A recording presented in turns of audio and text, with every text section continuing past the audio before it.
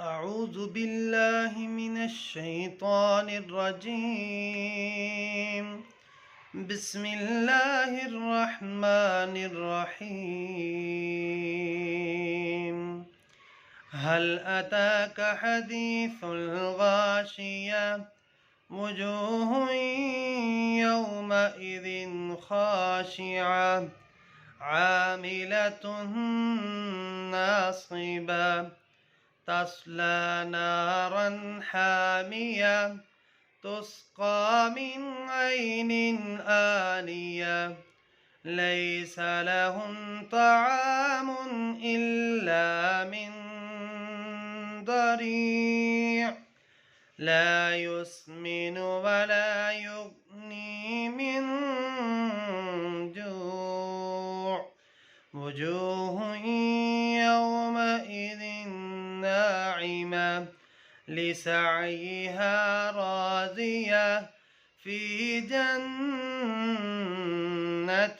عالية لا تسمع فيها لاغية فيها عين جارية فيها سرر مرفوعة وأكواب موضوعة ونمارق مصفوفة وزرابي مبثوثة أفلا ينظرون إلى الإبل كيف خلقت وإلى السماء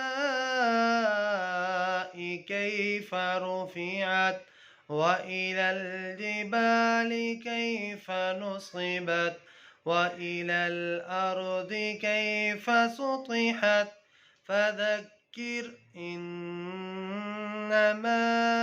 أنت مذكر لست عليهم بمسيطر إلا من تولى وكفر فيعذبه الله العذاب الأكبر إن إلينا